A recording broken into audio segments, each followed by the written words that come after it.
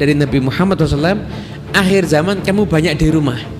Nah, banyak di rumah itu bukan terus ngikuti berita lewat grup WhatsApp, sama aja. Anda banyak di rumah itu Anda banyak menutup diri dari kabar-kabar yang nggak penting. Semua kabar itu bisa benar bisa salah kecuali Quran sama hadis Nabi. Selesai, Anda ikuti itu aja. Banyak baca Quran, banyak baca hadis Nabi Muhammad SAW. Setelah itu Anda ajak orang berbuat baik, jangan Anda itu ngajak orang berbuat keburukan, tapi Anda juga jangan mendiamkan kemungkaran, jangan tidak ingkar kepada perbuatan yang haram. Tetap Anda ikuti syariat, tapi banyak nggak tahu, Anda akan lebih selamat. Bismillahirrahmanirrahim. Menyaksikan kajian ini melalui live streaming, semoga kita semuanya selalu dirahmati Allah Subhanahu wa taala dan selalu kita semuanya diberikan keberkahan, pertolongan, kemudahan di dalam segala urusan kita semuanya, dan kita dijauhkan dari segala macam musibah, baik musibah zahiran wa batinan, amin ya rabbal alamin. Hadirin yang dimuliakan Allah Subhanahu wa taala, tentunya sebagai seorang mukmin, kita semuanya akhir-akhir ini sangat berduka karena secara beruntun satu persatu orang-orang yang kita kenali orang soleh, para ulama-ulama kita dipanggil oleh Allah Subhanahu wa taala. Bahkan sebagian di antara mereka dipanggil dan tidak ada penggantinya. Maka itu merupakan satu musibah dalam urusan agama kita.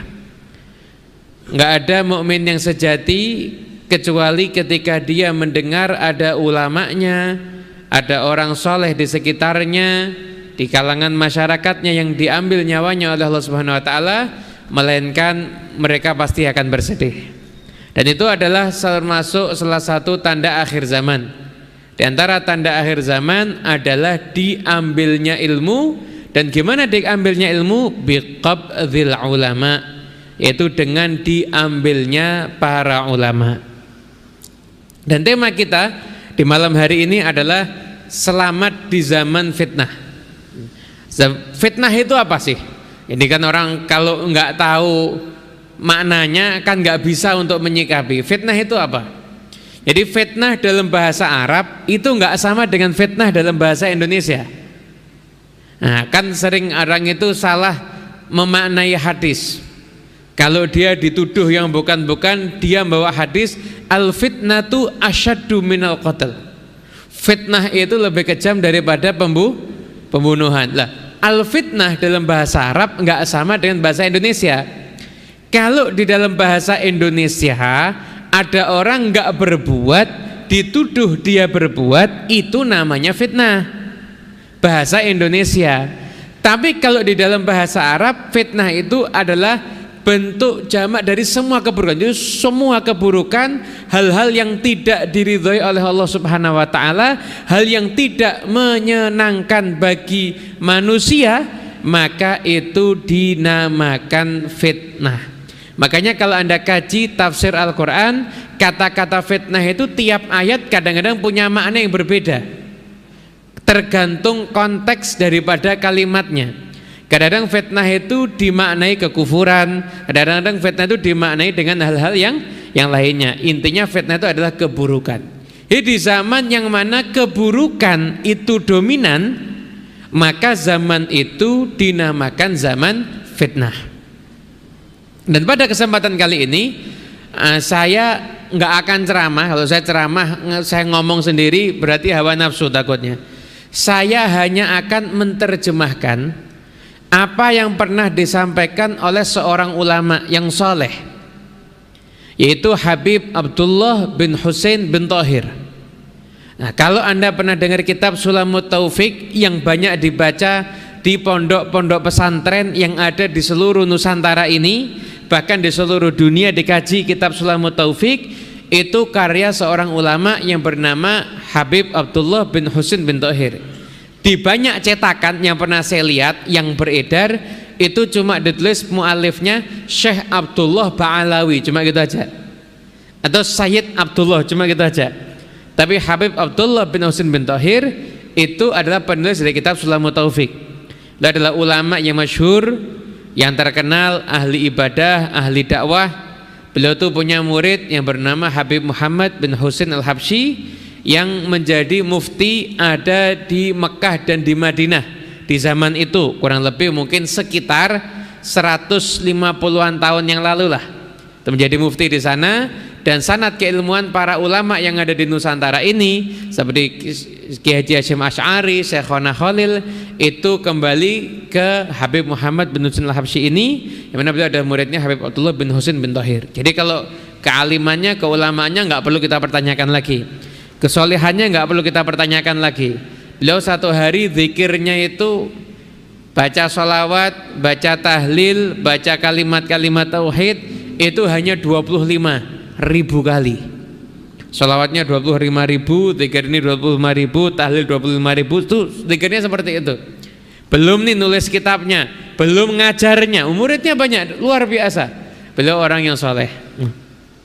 Beliau mengatakan dalam kitabnya, mengatakan waqala radhiyallahu anhu, walamma kana hadzal zaman zamanul fitan wal imtihan wal haraj wal maraj. Sungguhnya zaman ini zaman beliau loh, apalagi zaman sekarang. Zaman ini adalah zaman fitnah dan zaman ujian. Banyak sekali al-haraj, haraj itu pembunuhan, wal maraj, maraj itu artinya urusan-urusan yang sudah berantakan. Urusan-urusan yang sudah berantakan, tercerai-berai, begitu. Alladzi wa'ada bihi sayyidu walad Adnan, yang mana ini sudah pernah disampaikan, dijanjikan oleh Sayyidu walad Adnan, yaitu Rasulullah sallallahu alaihi wasallam. Wal ikhtilaf fil ahwa wal adyan, begitu juga terjadi banyak perselisihan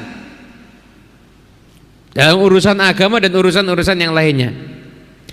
Ahbabna an nadhkura syai'an mimma wassana bihi sayyidun nasihin as-sadiqil amin alladhi huwa bina raufur rahim bi syahadati rabbil karim. Maka saya ingin menyampaikan sedikit wasiat yang pernah disampaikan oleh para pemimpin, orang yang berbuat baik, orang yang memberikan nasihat, as-sadiq, yang jujur, al-amin, yang terpercaya, yang mana dia kepada kita semuanya ini raufur rahim, sangat pemurah dan sangat penyayang. Bisyahadati rabbil karim, dengan kesaksian Rabbul Karim, Allah subhanahu wa ta'ala, yaitu Rasulullah sallallahu alaihi wasallam. Fa innahu salawatullahi wa salamuhu alaih lamma dzakara dhuhura tilkal ahwal wa ikhtilafa tilkal ahwal amara man hadaraha bi umurin. Karena sesungguhnya Rasulullah sallallahu alaihi wasallam, beliau ketika menyampaikan akan muncul masa-masa yang kacau, terjadi perselisihan di mana-mana, maka beliau menasihatkan kepada orang yang akan ada di masa itu dengan beberapa perkara. Fa'alaika rahimakallah bimulazamati wasiyatih wal akhdhi biha wa tamassuk bihabliha addu 'alaiha bin nawajid. Oleh karena itu, semoga Allah merahmati kalian semuanya, kata beliau, pegang wasiat Nabi ini, pegang terus, gigit dengan gigi geraham kalian, jangan sampai kalian lepaskan. Jadi saya ngasih gambaran ya, biar kita jelas dulu. Saya kasih perumpamaan. Anda mau pergi ke satu pulau. Di pulau itu banyak sekali problem. Artinya Anda harus sangat berhati-hati. Misalkan di pulau itu Anda jangan tinggal di daerah ini, jangan naik kendaraan ini, jangan berkomunikasi dengan bahasa ini. Kenapa? Karena kalau itu Anda langgar, maka nyawa Anda itu terancam. Pasti kalau Anda dengar ini ada yang ngasih nasihat, oh ini orang berpengalaman ini. Ini orang berpengalaman ngasih nasihat saya. Kamu mau ke pulau itu ya? Iya, hati-hati ya, jangan tinggal di daerah A. Nyawamu terancam di sana. Kenapa? Karena banyak macan. Jangan kamu menaiki kendaraan tipe ini. Ini kendaraan rawan sekali mogok. Kamu bisa terancam nyawamu. Dan jangan berkomunikasi dengan cara seperti ini, karena cara seperti itu bisa membuat orang tersinggung, dan orang sana itu kalau tersinggung itu bunuh. Kita kalau dengar nasihat begitu, kira-kira ini nasihat kita pegang apa enggak? Ini nyawa terancam ini. Nah, sekarang ini Nabi Muhammad SAW, beliau adalah orang yang setiap bicara bukan berdasarkan hawa nafsu, tapi pembicaraan tiap huruf dari lisan Nabi Muhammad dikawal oleh wahyu ilahi. Ma yantiqu anil hawa in huwa illa wahyun yuha. Nggak ada pembicaraan Nabi dari hawa nafsu, nggak ada. Semuanya adalah wahyu yang Allah kawal Nabi Muhammad SAW dengan wahyu tersebut. Beliau menyampaikan kepada kita yang hidup di akhir zaman dengan beberapa perkara yang mungkin ini adalah perkara yang sangat penting untuk kita semuanya saat ini ya.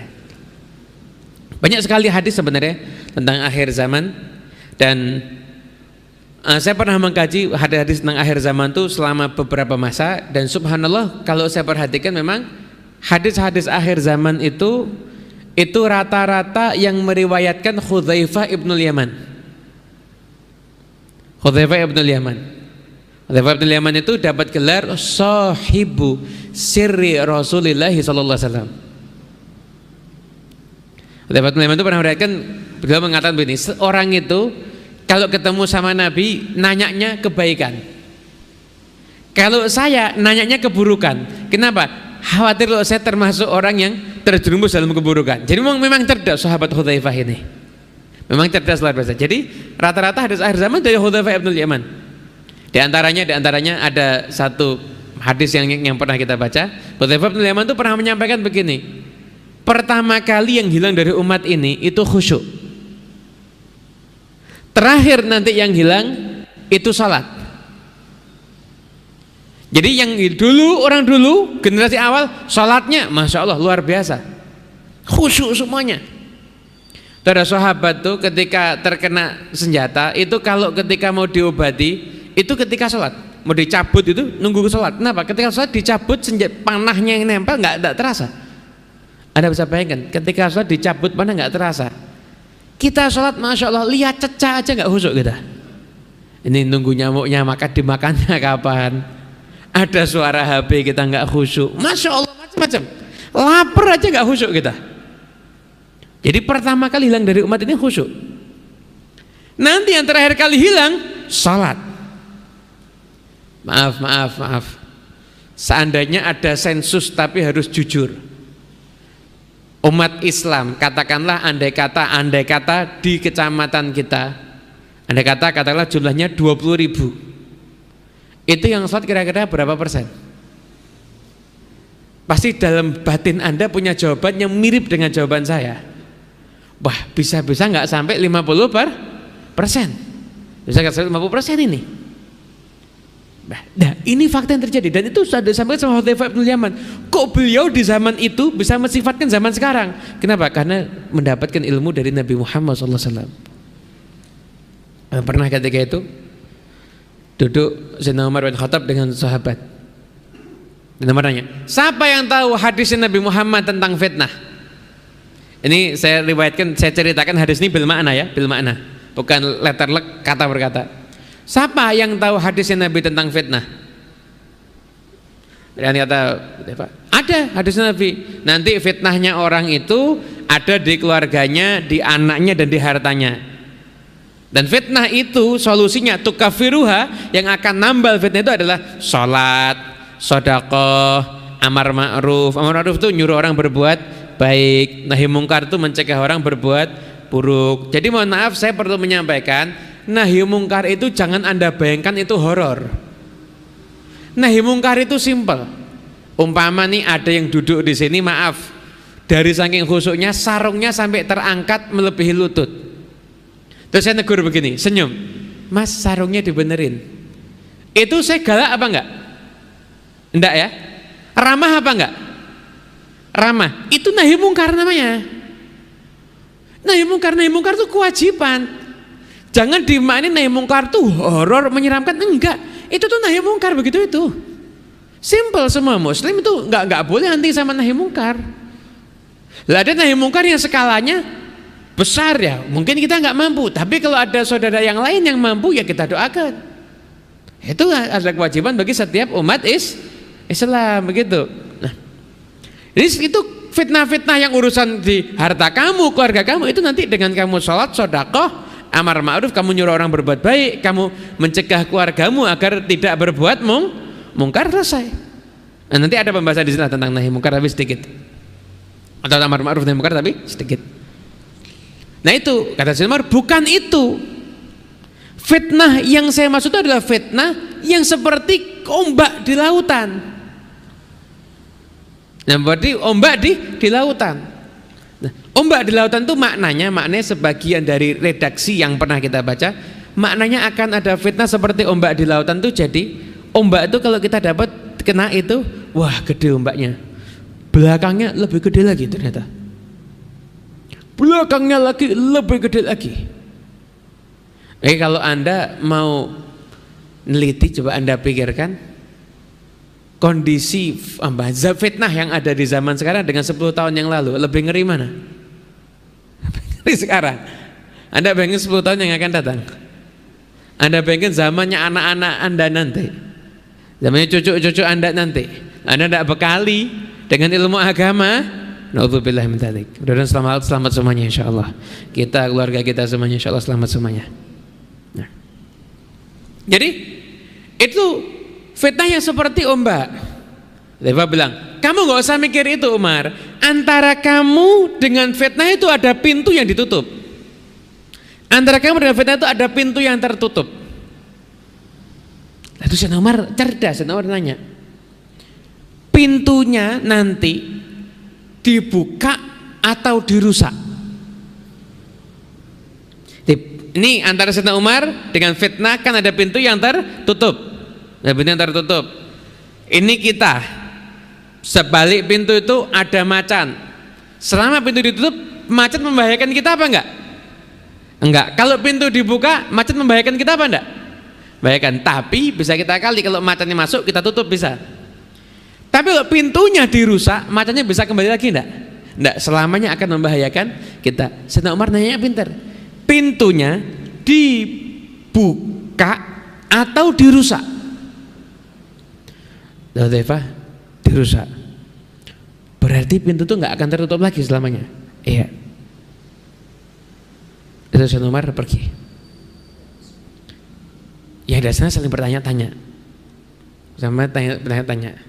Nanya, Sayyidina Umar tahu nggak pintunya itu apa? Jawab Hudzaifah, Sayyidina Umar itu tahu pintunya itu apa, seperti tahunya dia bahwasanya setelah besok, setelah malam ini ya akan ada besok, setelah malam akan ada siang, dari saking yakinnya. Siapa pintu itu? Sayyidina Umar bin Khattab.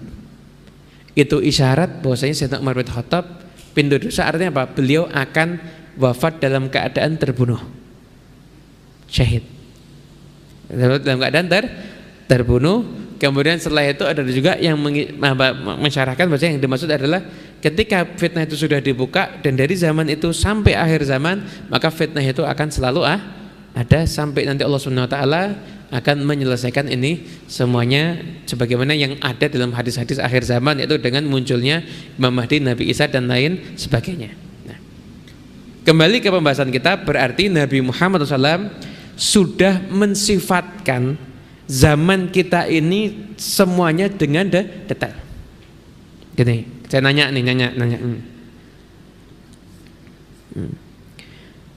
Kita pernah enggak kepikiran anak menikahi ibunya sendiri? Enggak kepikiran kan? Dalam bayangan kita enggak kepikiran kan? Enggak kepikiran. Kita ini sekarang enggak kepikiran. Anda bayangin di zaman Nabi Muhammad SAW orang juga enggak kepikiran. Tapi Rasulullah SAW dalam hadis sudah menyatakan, la ya'tiyanna ala ummati ma'ata ala bani Israel, sesungguhnya akan datang kepada umatku apa yang datang kepada bani Israel, hathwan na'li bin na'li, setapak demi setapak, hatta in kana minhum man ata ummahu alaniyah.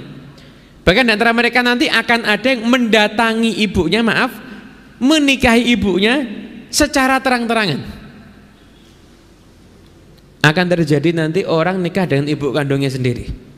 Nabi Muhammad SAW sudah menyampaikan 1400 tahun yang lalu lebih, beliau sudah menyampaikan keadaan kondisi ada di zaman sekarang. Kalau kita mau selamat, ikuti ajaran Nabi ini. Setiap zaman kita dituntut untuk menjadi orang yang baik, tapi akhir zaman ada tuntunan khusus dari Rasulullah SAW. Tapi akhir zaman kita sudah, yang kita pikirin adalah as-salamah, keselamatan. Surah gimana caranya zaman fitnah ini berlalu dan kita semuanya itu bisa melalui dalam keadaan kita semua selamat daripada fitnah. Amin ya rabbal alamin. Nah, dalam hadis ini disampaikan dari Abi Umayyah Asy-Sya'bani, beliau mendatangi Abu Tha'labah. Beliau nanya, "Ya Abu Tha'labah, kaifa taqulu fi hadhil ayah ya ayyuhalladzina amanu 'alaikum anfusakum la yadurrukum man dhalla idza tadaitum." Ya Abu Tha'labah, gimana pendapat kamu tentang ayat ini? Wahai orang-orang yang beriman, urusilah diri kamu sendiri dan tidak akan membahayakan kamu orang yang tersesat selama kamu menjadi orang yang benar. Gimana itu terhadap ayat ini? Maka Abu Tha'labah menjawab, "Ama wallahi laqad sa'alta anha khabiran. Sa'altu anha Rasulullah sallallahu alaihi wasallam." Orang itu ketika dapat pertanyaan begitu mengatakan apa? "Demi Allah, kamu sudah tanya pada orang yang tepat." Ya, untuk kalau tahu yang benar ngomong, "Saya ini tahu yang benar." Enggak apa-apa. Kamu tanya sama orang yang tepat. Saya udah pernah nanya pada Rasulullah SAW. Apa kata Nabi? I'tamiru bil ma'rufi wantahau 'anil munkar. Kamu itu ajak orang berbuat baik dan cegahlah orang berbuat buruk. Ajaklah orang berbuat baik dan cegahlah orang berbuat buruk. Cara berbuat baik gimana? Kalau kamu, jadi gini, amar ma'ruf nahi munkar itu kurang lebih begini ya. Kalau Anda seorang pemimpin, berarti Anda punya tanggung jawab kepada rakyat Anda. Kalau Anda kepala rumah tangga, maka tanggung jawab Anda kepada apa yang ada di rumah tangga Anda, istri dan anak Anda semuanya, gitu. Nahi munkar pun juga sama. Nahi munkar dengan kekuasaan, kalau Anda pemimpin. Nahi munkar dengan biliat, dengan kekuasaan, kalau Anda itu seorang pemimpin, Anda seorang misalkan ketua, silahkan di lingkungan Anda pemimpin. Nahi munkar Anda dengan kekuasaan. Nahi munkar dengan lisan untuk siapa? Untuk orang-orang yang memang bisa menasehati, khususnya para ulama atau orang yang sekiranya orang itu akan mendengarkan nasihat Anda dan Anda nasihatin. Setelah itu nahi munkar dengan hati. Siapa? Ya kita sekarang ini lihat, Masya Allah banyak kemungkaran terjadi di mana-mana dan lain sebagainya. Hati kita harus ingkar. Tidak boleh kita meridhoi kemaksiatan seperti apapun juga. Anda bayangkan dua anak Nabi Adam. Ada salah satu anak Nabi Adam yang dibunuh sama saudaranya. Kita zaman sekarang, kalau ada di antara kita yang meridhoi pembunuhan itu, padahal itu terjadi di zaman dulu, zaman Nabi Adam, kita juga dapat dosanya. Anda bisa bayangkan itu. Anda di sini, Anda di zaman sekarang ini antara entah sudah berapa ratus ribu tahun mungkin, tapi Anda meridhoi, itu nggak apa-apa itu dibunuh. Anda meridhoi pembunuhan secara zalim pada itu dulu.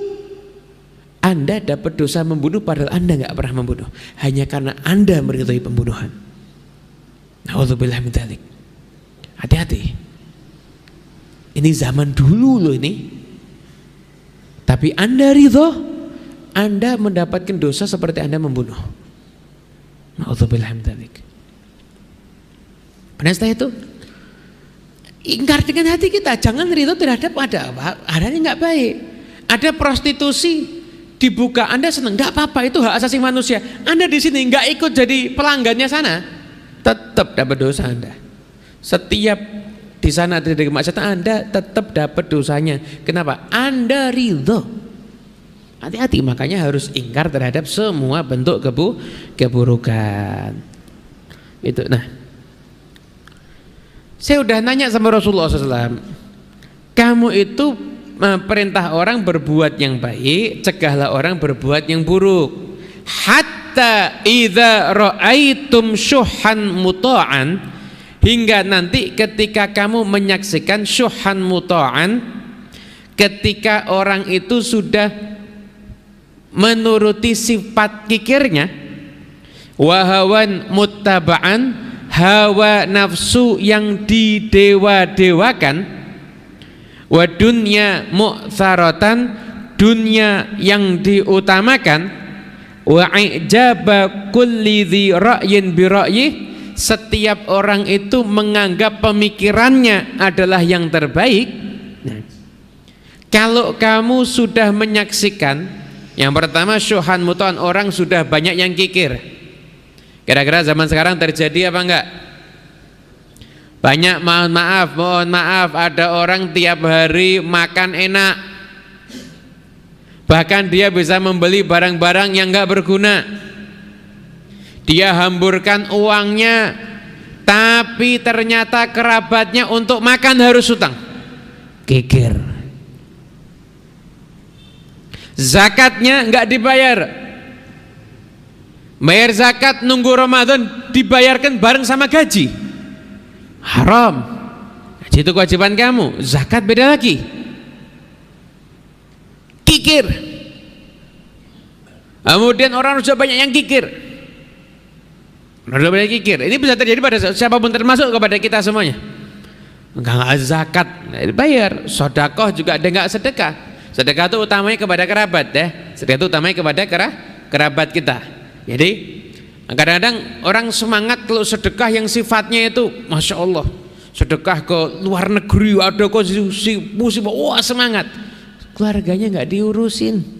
Nah, sedekah sama keluarga kamu dulu, setelah itu baru kamu urus yang jauh begitu. Keluarga kamu perhatikan. Jangan-jangan ada yang nggak bisa makan dia. Ada yang punya utang, perhatikan mereka.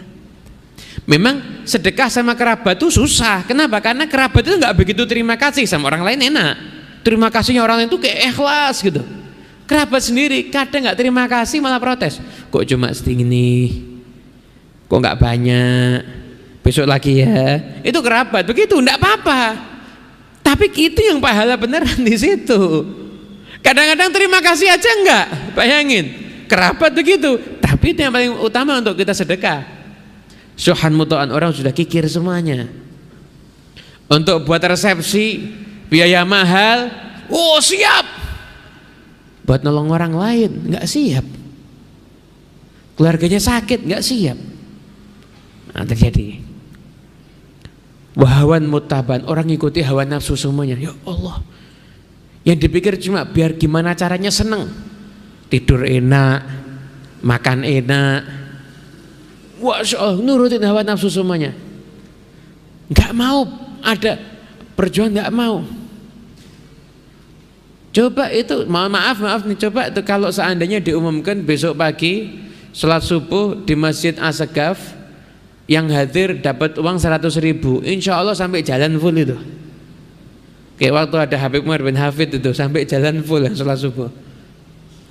Tapi sholat subuh masuk surga, Masya Allah. Ya udah, sebagaimana yang terjadi di masjid-masjid yang ada. Hawan mutaban apa? Lebih penting tidurnya daripada berangkat sholat subuh ke masjid.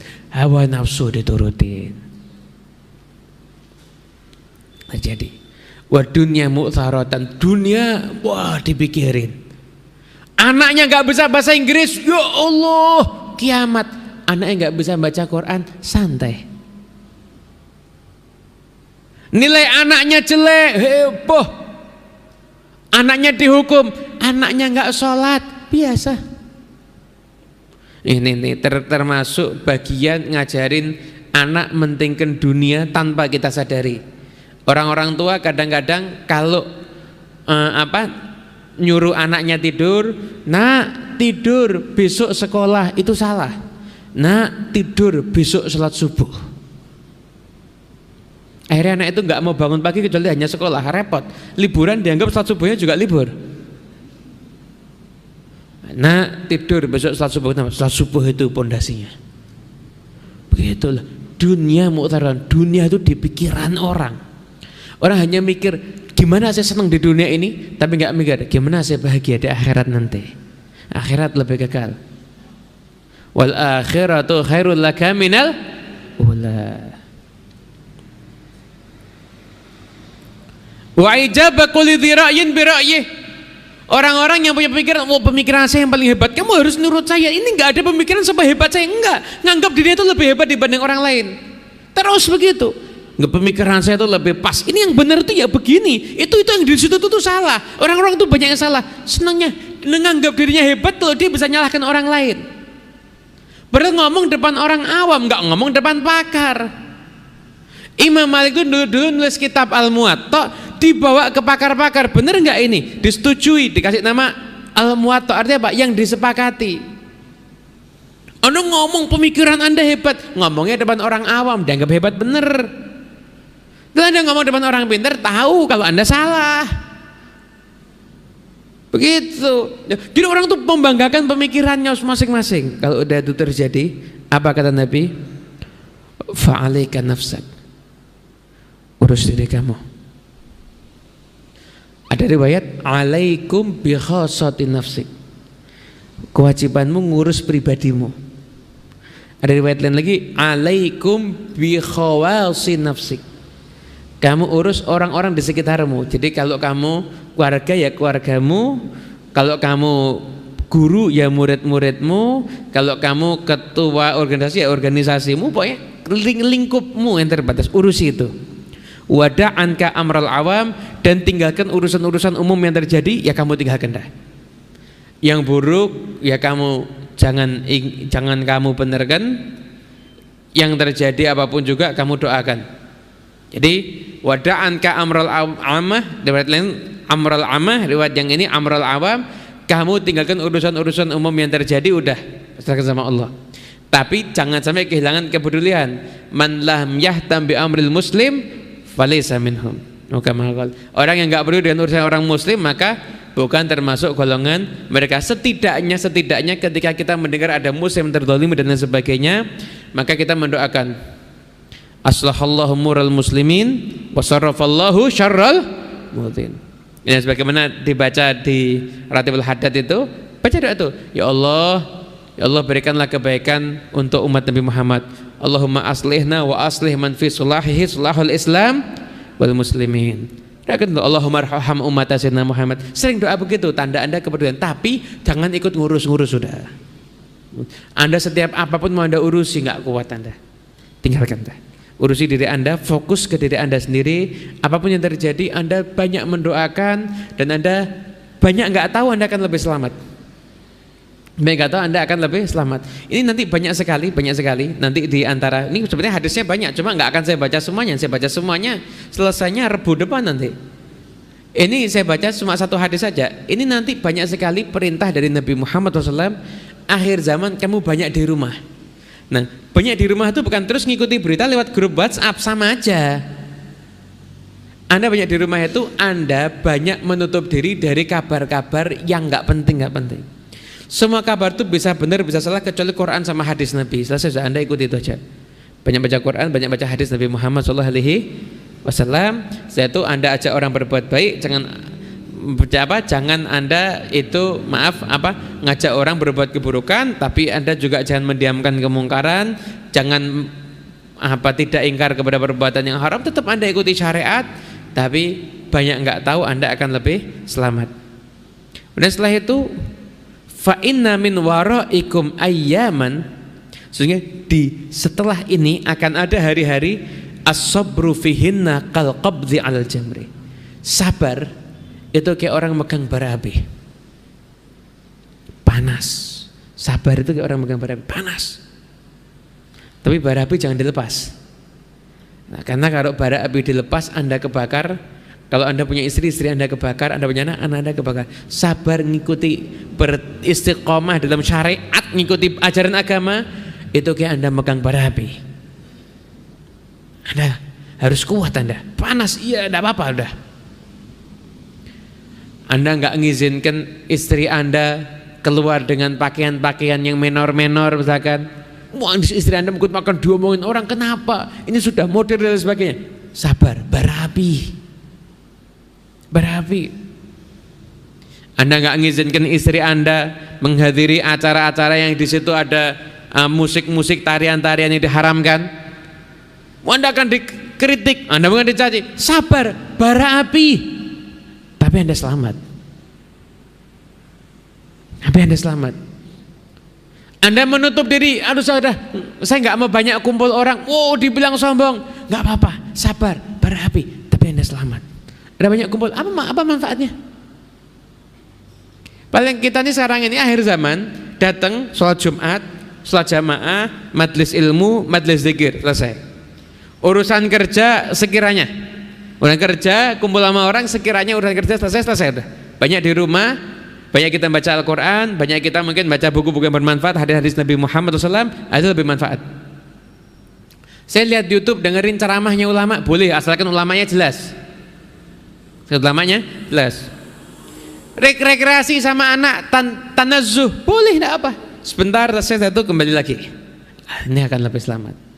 Akan lebih selamat. Gitu. Lil amil fihinna mithlu ajri khamsina rajulun ya'maluna mithla amalikum. Kata Nabi, untuk orang yang beramal di zaman fitnah itu dapat pahala 50 orang yang beramal sebagaimana kalian. Pengen pahala 50 orang sahabat. Dulu pernah ketika Nabi menyampaikan hadis ini dalam redaksi yang lain, sahabatnya, ya Rasulullah, minhum ya, 50 orang seperti mereka. La minkum, seperti kalian. 50 orang pahalanya sahabat beramal, kita dapat pahala itu kalau kita bisa menjadi orang yang sabar. Dinamakan ayyamus sabar, hari-hari kesabaran. Kenapa? Karena ada satu masa nggak ada solusi kecuali sabar. Nggak ada solusi kecuali sabar. Anda mau apa? Ya sabar. Ada virus mana-mana, sabar, jalani. Ini takdir Allah, ini Allah menetapkan, jalani. Laksanakan protokol kesehatan. Anda pakai masker, saya itu Anda jaga jarak, saya itu Anda sering rajin cuci tangan. Nah, saya itu Anda juga jalankan protokol keimanan, banyak berdoa. Karena sehebat apapun Anda, kalau Anda nggak berlindung sama Allah nakdirkan Anda kena, ya Anda bisa kena. Berlindung kepada Allah Subhanahu Wa Taala. Mulai Anda baca doa-doa yang diajarkan sama Nabi Muhammad. Kan ada Nabi itu ngajarin doa untuk tahsin, doa untuk penjagaan diri, baca zikir Bismillahilladzi la yadhurru ma'asmihi syai'un fil ardi wala fis sama'i wa huwas sami'ul alim. Itu Anda baca doa itu, Anda baca pagi 3 kali, Anda baca sore 3 kali. Udah jalani, sabar. Anda mau protes sama siapa? Sabar itu. Tapi Anda sabar di zaman-zaman itu, maka Anda mendapatkan pahala seperti 50 orang yang beramal soleh. Dan masih ada hadis-hadis yang lainnya, akan tapi kita cukupkan sampai di sini. Intinya kesimpulannya kita berada di zaman fitnah dan kita harus menjadi orang yang selamat. Wajib kita menjadi orang yang selamat. Gimana selamatnya kita? Selamatnya kita adalah kalau kita bisa menjaga diri kita. Kita kembali kepada Allah. Kita mulai memperbaiki sholat kita. Kita mulai ngukur diri kita. Saya ini kurangnya apa sih? Oh, sholat sunnahnya ternyata belum istiqomah. Mulai kita pelan-pelan. Saya nggak harus Anda istiqomah ideal banget, nggak, pelan-pelan Anda mulai amalkan sholat sunnah. Saya tuh masih suka maksiat. Maksiatnya apa sih? Oh, saya suka ngomongin orang. Tinggalkan, jangan, nggak usah ngomongin orang lagi. Kapan sih ngomongin orang? Saya ngomongin orang ketika kumpul dengan fulan. Yaudah, jangan berkumpul dengan fulan itu kecuali kalau darurat. Nggak darurat ya nggak usah kumpul. Darurat ya nggak usah kumpul. Nah, saya tuh bermaksiat kalau saya pegang HP, ya udah, berarti Anda jangan sering-sering pegang HP. Jadi selalu koreksi diri kita. Selalu koreksi diri kita, ya Allah. Jangan mikir orang lain dah, jangan mikir orang lain. Anda pikir diri Anda sekarang ini. Anda pikir diri Anda. Saya kurang begini, perbaiki terus diri Anda. Itu yang akan selamat ada di akhir zaman. Ya Allah, saya kok belum pernah tahajud ya, latihan tahajud. Seminggu sekali. Sehari-hari biasa kerja, udah belajar tahajud tiap malam Ahad. Tahajud tiap malam Ahad, tahajud. Nanti apa? Bangun terus ngapain? Salat witir. ada sholat witir. Ada sholat witir, terus ada apa? Doa. Doanya gimana? Ngemis sama Allah, ngemis sama Allah. Minta sehat, minta selamat, minta rumah tangganya sakinah mawaddah warahmah, minta keturunannya soleh dan ngemis sama Allah. Ngemis, belajar ngemis sama Allah. Gitu. Setelah itu nanti baca ayat suci Al-Quran. Dan nanti saya kok nggak pernah ke masjid ya saya ya. Mulai belajar ke masjid. Nggak bisa 5 waktu di masjid. Ya udah, isya dulu sama. Setelah isya, maghrib. Setelah itu nanti subuh. Belajar pelan-pelan. Jadi alaika nafsak. Kamu perhatikan diri kamu. Saya masih suka sombong, perbaiki, jangan sampai sombong sama orang lain. Saya tuh masih suka merasa dengki, lihat orang punya nikmat, saya tuh merasa nggak suka. Perbaiki diri kamu, kamu harus jadi orang yang baik. Nah, perbaikan diri inilah yang akan menyebabkan kita akan selamat ada di akhir zaman. Dan setelah itu jangan jejali otak kita dengan kabar informasi apapun yang gini. Anda nggak harus jadi orang yang up to date, tapi Anda jejali pikiran Anda dengan ayat suci Al-Quran, maknanya, ilmunya para ulama, kebijaksanaan orang-orang yang soleh. Itu yang akan menjadikan Anda semuanya akan selamat ada di zaman fitnah. Perhatikan pergaulan kita. Dengan siapa kita kumpul? Perhatikan pergaulan istri dan anak kita. Istri kita kumpulnya sama siapa? Anak kita kumpulnya sama siapa? Jangan sampai Anda ahli ke masjid, istrinya ternyata nggak nutup aurat dengan benar. Jangan sampai Anda rajin ke masjid, ternyata istrinya kalau keluar parfumnya di jalanan kecium semuanya aroma parfumnya. Lah, jangan. Jangan sampai Anda ada di masjid, ternyata anak Anda, maaf, mungkin main di tempat-tempat yang nggak benar. Nah, jangan. Pergaulan pada siapa sih? Carikan pergaulannya baik. Lo nggak, ya udah, biarkan Anda banyak di rumah, kumpul dengan keluarga. Itu yang akan menjadikan kita semuanya akan selamat di zaman fitnah. Dan termasuk kunci selamat di zaman fitnah adalah berusahalah untuk mendekat dengan Nabi Muhammad SAW. Salawat Anda akan jadi keselamatan Anda. Pengetahuan Anda tentang Rasulullah akan jadi keselamatan Anda. Kemudian berusahanya Anda untuk mengikuti sunnah Rasulullah, itu akan jadi keselamatan Anda semuanya. Keselamatan Anda di akhir zaman milik Nabi Muhammad SAW. Anda dekati Nabi Muhammad, disitulah jalan keselamatan terbuka lebar untuk kita semuanya. Nggak akan selamat orang yang nggak cinta dengan Nabi Muhammad. Nggak akan selamat. Nggak cinta dengan Nabi tidak akan selamat di dunia ini, terlebih ada di akhirat nanti. Belajarlah kita semua jadi orang yang mencintai Nabi Muhammad. Didik keluarga kita untuk mencintai Nabi Muhammad. Anda sukses kalau anak Anda mengidolakan Nabi Muhammad. Anda sukses kalau pribadi Anda mengidolakan Nabi Muhammad. Anda adalah orang yang ahli kalau Anda banyak informasi tentang kehidupan Nabi Muhammad. Tapi Anda akan jadi orang yang merugi kalau Anda jauh dari Rasulullah SAW. Ayo mari, lewat kajian malam hari ini kita merubah diri kita menjadi lebih baik lagi. Kita berubah diri kita menjadi orang yang lebih dekat dengan Rasulullah SAW dan lebih dekat dengan tempat-tempat yang baik. Dan insya Allah majlis ini jadi majlis yang akan menyebabkan kita semuanya mendapatkan keselamatan di dunia ini sampai di akhirat nanti. Amin ya rabbal alamin. Hadza minal afu minkum.